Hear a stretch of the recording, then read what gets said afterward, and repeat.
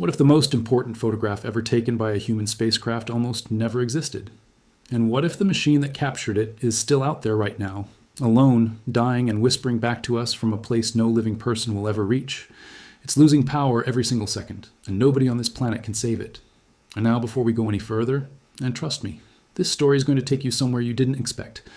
I need a quick favor. If you're the kind of person who feels something when you look up at the night sky, hit that like button right now. Subscribe if this is your first time here, and share this video with someone who still believes that wonder matters. This story deserves to be heard by everyone. Let's start at the beginning. September 5th, 1977, Cape Canaveral, Florida. A spacecraft the size of a small car is bolted to the top of a Titan Centaur rocket. Its name is Voyager 1. Today is launch day, and the mission plan is straightforward. Fly past Jupiter. Collect data about the gas giant and its moons. Continue to Saturn. Photograph the rings. Finish up. The assignment is 5 years. That's it. 5 years of planetary flybys, and then the mission is considered complete. The engineers who built it, the scientists who designed its instruments, the administrators who approved the budget, they're all thinking in 5-year terms. Nobody in that room is imagining what this machine might still be doing nearly half a century later. Nobody is picturing it drifting between stars with a computer less powerful than the chip inside a modern greeting card. Nobody is thinking about a signal so faint. It would arrive at Earth weaker than a nightlight billions of miles away. But that's exactly what happens. Voyager 1 reaches Jupiter first, March 1979. The spacecraft comes sweeping past the giant planet at breathtaking speed, and what it discovers changes our understanding of the solar system overnight. There are active volcanoes erupting on Io, one of Jupiter's moons, real volcanoes spewing material into space. No telescope on Earth had ever detected them. Voyager 1 sees them, photographs them, and beams the data back across hundreds of millions of miles of darkness. Scientists on the ground are stunned. Then the spacecraft continues onward towards Saturn. November 1980. Voyager 1 dives past the ringed planet and captures the most detailed images of Saturn's ring system that humanity has ever possessed. The photographs are so sharp, so rich in detail that textbooks published just months earlier are suddenly obsolete. The rings aren't smooth and uniform, they're complex, structured, full of gaps and waves and patterns that nobody predicted. The primary mission is now complete. Sit with that for a moment. Everything Voyager 1 was built to do was finished by 1980. 3 years out of a 5-year mission, and the core objectives were done. The mission planners start closing their files. The spacecraft has technically served its purpose, but Voyager 1 doesn't stop. It keeps going. Outward, deeper, faster. Away from the sun, away from every familiar landmark, into a region of space where no instrument built by human hands has ever operated. And here's where the story takes a turn that changes everything. After the Saturn flyby, Voyager 1's cameras are still functioning perfectly, but there's nothing left to photograph. No more planets lie ahead on the trajectory. The instruments are healthy, but aimless. Mission planners begin discussing when to power the cameras down for good. And this is where one man refuses to let it end quietly. His name is Carl Sagan. Sagan is part of the Voyager imaging team, and he's been quietly nurturing an idea since 1980. It's a deceptively simple idea, but it carries an almost unbearable weight. He wants Voyager 1 to turn around, not to photograph some distant nebula or undiscovered object. He wants it to look back at Earth. He wants one final image of home, taken from the edge of the solar system, before the cameras go dark forever.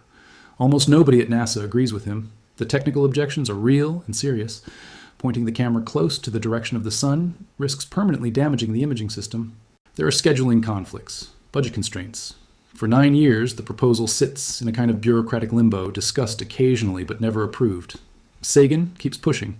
Year after year, he writes papers, makes arguments, appeals to anyone who will listen. He's convinced that this single photograph could reshape how humanity understands its own existence. He believes it matters more than almost any scientific measurement the spacecraft has ever made. 9 years of patience, persistence, and quiet stubbornness. It's 1989 now, and NASA Administrator Richard Truly personally intervenes. He makes sure the photograph happens before the cameras are retired. If Truly hadn't stepped in at that exact moment in history, the cameras would have gone dark without ever looking back at home. On February 14th, 1990, Valentine's Day, Voyager 1 turns around for the final time. It captures 60 images of the solar system in one last sequence. 6 planets are visible: Neptune, Uranus, Saturn, Jupiter, Earth, and Venus. Mercury and Mars are lost in the sun's glare. The entire sequence takes just a few minutes to complete, but among those 60 frames, one image stands apart from everything else humanity has ever captured. From a distance of 3.7 billion miles, Earth appears as a tiny speck, a pale blue dot, barely visible, suspended in a scattered ray of reflected sunlight. It doesn't occupy a full pixel in the camera's frame, just a fraction. A tiny smear of light that you could cover with the tip of your finger. That dot contains everything, every human being who has ever lived, every civilization that rose and fell across 10,000 years of recorded history, every empire, every revolution, every quiet act of kindness that nobody ever saw, every love letter, every lullaby, every war, every invention, every first breath, and every last sigh. Every piece of music ever composed, every painting ever hung, every prayer ever whispered into the dark, all of it. The entire sum of human experience, compressed into a point of light so small that a single strand of hair held at arm's length would completely block it from view. Carl Sagan later wrote about that image. His words became among the most quoted and most powerful in the history of science. He called it the pale blue dot, and he used it to remind us that this tiny world is the only home we've ever known. But here's the detail that makes my chest tighten every time I think about it. 34 minutes after that photograph was captured, Voyager 1 permanently switched off its cameras. They never turned on again. Ever. That was it. The last picture, the final frame. If Carl Sagan had stopped fighting for that photo after the first rejection, if Richard Truly hadn't personally intervened at the very last opportunity, if the command to take the photograph had arrived just 35 minutes later, the most philosophically significant image in the entire history of space exploration would simply not exist. 34 minutes separated one of humanity's greatest achievements from total oblivion. That's it. That's the margin. Now you might think that's where the story ends. The cameras are off. The pale blue dot is safe in the archive. Mission accomplished. Great story. But Voyager 1 was only getting started. After the cameras went dark in February 1990, the spacecraft kept moving, and it kept talking. 10 sets of scientific instruments were still operating. Cosmic ray detectors, plasma sensors, magnetometers, charged particle analyzers. All of them continued measuring the invisible environment around the spacecraft as it pushed deeper and deeper into the outer reaches of the solar system and then beyond it entirely. Years passed, then decades. And then in August 2012, something happened that belongs in the history books forever. Voyager 1 crossed the heliopause. The heliopause is the invisible boundary where the sun's magnetic field and charged particles give way to the raw conditions of interstellar space. It's the edge of the solar system, the place where the sun's influence finally ends and the true void between stars begins. Voyager 1 crossed that boundary and became the first human-made object in history to enter interstellar space. Let that sink in for a moment. A spacecraft built in the 1970s with a computer that runs 8,000 instructions per second, launched on a 5-year mission to study 2 planets, is now floating in the space between stars, sending data home, from a place nothing from our world has ever been. And as of the summer of 2026, it is the only operational spacecraft out there. Not one of several, not one of a fleet, the only one. Its twin, Voyager 2, crossed the heliopause in 2018 on a completely different path. And together, these 2 machines provide the only direct, in-place measurements of the environment between star systems. Not telescope observations from billions of miles away, not mathematical models running on supercomputers. Actual readings from instruments physically present in interstellar space. There is no replacement probe on its way. No mission currently scheduled will reach interstellar space within the next 20 to 30 years. When these 2 spacecraft finally go silent, that window of direct measurement closes, and it may stay closed for an entire generation. So what's happening to Voyager 1 right now? Why are the people at NASA worried? Here's the brutal truth. Voyager 1 runs on a nuclear battery, a radioisotope thermoelectric generator that converts heat from decaying plutonium into electricity. No solar panels, no way to recharge. The plutonium loaded onto this spacecraft in 1977 has been slowly breaking down ever since, and every single year, the power output drops by approximately 4 watts. 4 watts. That sounds trivial. That's the glow of a small nightlight, the hum of a phone charger. But on Voyager 1, 4 watts is the difference between an instrument that works and an instrument that goes dark forever. 4 watts is the gap between hearing and silence, between knowing and not knowing. The engineers at NASA's Jet Propulsion Laboratory have been planning for this moment for years. They've been conducting a slow, agonizing triage, choosing which instruments to turn off and in what order, trying to squeeze every possible drop of science from a machine that is running on the last fumes of nuclear fuel. Of the 10 original instrument sets, Voyager 1 launched with, 7 have already been shut down. 7. The cameras were first, retired in 1990, then the ultraviolet spectector, the infrared radiometer, the photopolarimeter. One by one, each tool was powered down as the available watts shrank too small to sustain them. The cosmic ray subsystem was shut off on February 25, 2025. And most recently, on April 17, 2026, NASA sent a command that took 23 hours to travel from Earth to Voyager 1. 23 hours. That's how long a signal moving at the speed of light takes to reach this spacecraft right now. Imagine pressing a button and waiting an entire day for your message to arrive. That's the communication delay between us and the most distant machine humanity has ever operated. That command deactivated the low-energy charged particles experiment, known as LECP. This instrument had been running almost without interruption since the day Voyager 1 launched from Cape Canaveral. Nearly 49 years of continuous measurements. Ions, electrons, cosmic rays, data from both our solar system and the galaxy beyond it, collected without pause for almost half a century. When the shutdown signal finally reached the spacecraft, the LECP went dark, an instrument that operated for 49 years. Not because it broke, not because it failed, because the power arithmetic had become so ruthless that keeping it alive would have endangered the survival of the two instruments that remain. And those two instruments are now the last voices of Voyager 1. The magnetometer is measuring magnetic field conditions in interstellar space. Data that no other operating instrument anywhere, on Earth or in space, can replicate. The plasma wave subsystem is detecting oscillations in the charged gas around the spacecraft, helping scientists map the density and behavior of ionized particles between the stars. Everything else is gone. These are the final two, and they are irreplaceable. But the engineers at JPL are not giving up. Not yet. Not without a fight. They've designed an ambitious plan they've nicknamed the Big Bang. It's a coordinated overhaul of Voyager 1's power systems, swapping multiple components to lower power alternatives in one compressed operation. If it works, the freed up electricity could extend the mission by years. And here's the part that still sounds almost too good to be true. The savings might be large enough to restart the LECP instrument that was just shut down. They're testing the procedure on Voyager 2 first. It has slightly more power to spare and sits a bit closer to Earth, which makes it the safer test subject. Trials were scheduled for May and June of 2026. If they succeed, NASA plans to attempt the same operation on Voyager 1 no sooner than July of this year. The outcome is not guaranteed. Nothing about Voyager's journey has ever been guaranteed. Meanwhile, the spacecraft keeps drifting. It's currently about 15.8 billion miles from Earth. That distance grows by roughly 38,000 miles every single hour. On November 18th, 2026, Voyager 1 will cross a milestone no human artifact has ever reached. It will be exactly one full light day from our planet. That means its signal, a whisper so weak it arrives at Earth weaker than the glow of a refrigerator light bulb, will take an entire 24 hours, traveling at 186,000 miles per second to reach the deep space network antennas waiting to catch it. One full day at the speed of light, just across the gap between a machine we built and the world that launched it. And the antennas themselves are a story that deserves far more attention than it receives. There's a facility called Deep Space Station 43 in Canberra, Australia. It is the only ground antenna on the entire planet capable of sending commands to both Voyager spacecraft. One station, on one continent, for the whole world's connection to its most distant messengers. Between May 2025 and February 2026, that antenna was offline for major structural upgrades.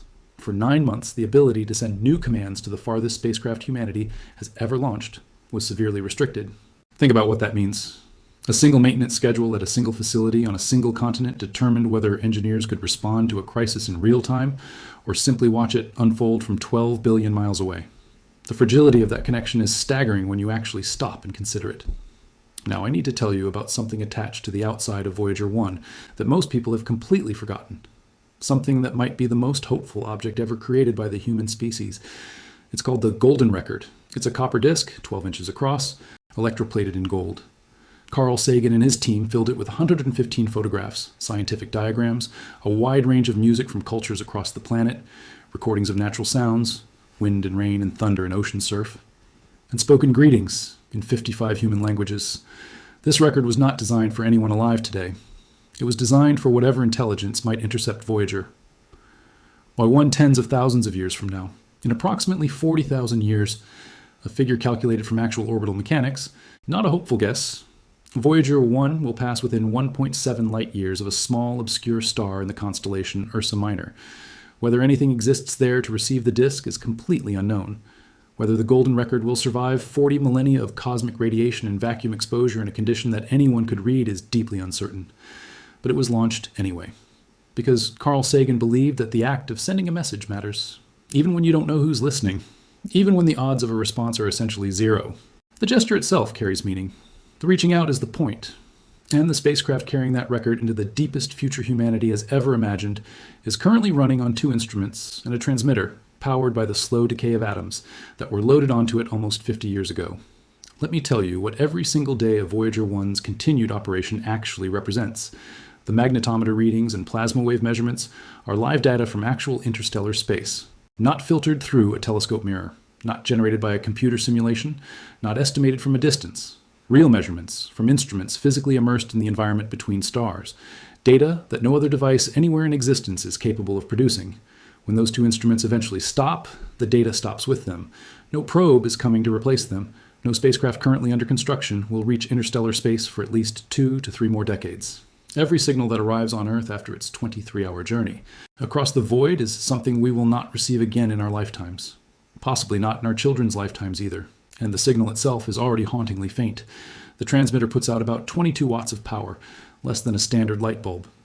By the time that signal arrives at the deep space network, it is spread across such a colossal sphere of space that the energy reaching the receiving dish is measured in fractions of a trillionth of a watt.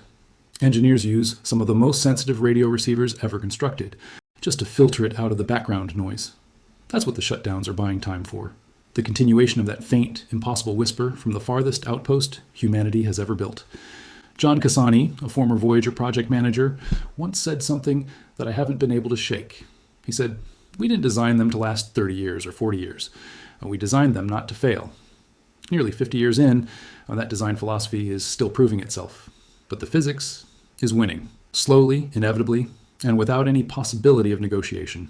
The plutonium keeps decaying. The 4 watts vanish every year without exception, without pause, without mercy, and the decision tree that engineers have been carefully navigating for years, which instrument to sacrifice next, which system to protect for a little longer, is finally approaching its last branch. When the magnetometer eventually goes dark, there will be nothing remaining to measure the magnetic field around Voyager 1. When the plasma wave subsystem stops transmitting, the only acoustic portrait of interstellar space humanity has ever possessed goes permanently silent. And here's what happens when an instrument shuts down for good on Voyager 1. The heaters that kept its electronics above catastrophic temperature limits shut off too. In the absolute cold of interstellar space, far from any source of warmth, the components freeze. They don't explode, they don't shatter, they simply stop, become inert. Frozen metal and silicon drifting outward at 38,000 miles per hour into a darkness that will outlast every civilization on Earth. There is no restart procedure. There is no recovery mission that could ever reach it. The hardware that collected measurements no other probe could replicate will sit silent and frozen, traveling through the void for longer than recorded human history has existed. The engineers at JPL say they hope to keep at least 1 science instrument operational on each Voyager into the 2030s. But they're honest about the uncertainty. An unexpected thruster failure could end things years early. An electronics fault in a computer that runs on less processing power than a pocket calculator, in an environment where no repair crew can ever arrive. A power drop that triggers the spacecraft's fault protection system before any command from Earth has time to intervene. Any one of those events could shorten the remaining timeline without any warning at all. When the last instrument finally powers down, Voyager 1 won't vanish immediately. Its transmitter and onboard computers may continue running for some additional time, sending back engineering telemetry, the spacecraft equivalent of a heartbeat with nothing left to say. The Deep Space Network will keep listening, patient, faithful, waiting for a signal that grows weaker by the day. Eventually, that signal too will fall below the threshold of detection. The power will drop below the minimum required to maintain transmission. And then there will be silence. Not the silence of failure, the silence of completion. A machine that was asked to operate for 5 years and instead spent nearly half a century exploring places no human instrument had ever been. It survived computer malfunctions and thruster degradation and power crises, and the relentless mathematics of radioactive decay. It crossed the boundary of the solar system and entered the space between stars. And then one quiet, unremarkable day, it ran out of the last few watts it needed to keep speaking to the world that made it. What will we have lost when that happens? That's the question nobody at NASA can fully answer. The real story here is not about the spacecraft. It's about what Voyager 1's silence will reveal about our relationship with the universe around us. 15 billion miles, 49 years. The boundary of interstellar space itself. And yet, measured against the true scale of the cosmos, it amounts to less than a single step on a road that has no end. But what a step it was. Somewhere out there right now, beyond the reach of every telescope, every satellite, every rocket humanity has ever built or will build for decades to come, A small golden disc is bolted to the side of a dying spacecraft. It carries photographs of a sunrise, a mother nursing her infant child, the United Nations building glowing at night. It carries the music of Bach and Beethoven and Chuck Berry. It carries the sound of wind moving through trees and waves crashing on a shore. It carries the voices of children and elders saying hello in 55 different languages, each one a small act of faith that someone, somewhere, might one day hear it. It is, in every meaningful sense, a message in a bottle thrown into an ocean with no visible shore. And the hand that threw it is slowly, certainly, closing. The Big Bang fix is being tested right now. The magnetometer is still recording. The plasma wave subsystem is still listening. The signal is still making its 23-hour journey home, but the power is still dropping. 4 watts every year, without exception, without any possibility of reversal. Mission managers hope for the 2030s. The physics will have the final word. And when that word comes, it won't arrive as a press conference or a breaking news notification. It won't come with drama or fanfare. It will arrive as silence, a whisper that used to cross the darkness between stars and one day simply stopped. Voyager 1 was given 5 years. It took nearly 50. It was designed to study 2 planets. It ended up leaving the entire solar system. It was built to carry out a mission. Instead, it became something much larger. A monument to human curiosity, to stubbornness, and to the impossible things that happen when brilliant people refuse to stop reaching into the unknown.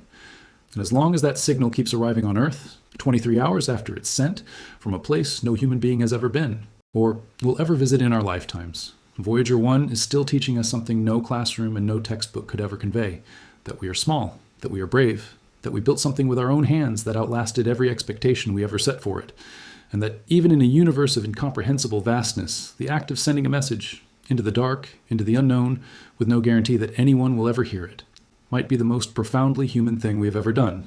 If you watch this entire video, you are exactly the kind of person I made it for. You didn't come here for background noise. You came here because something in you still responds to stories that actually matter. So let me leave you with one last thing. Hit subscribe so we can keep telling stories like this together.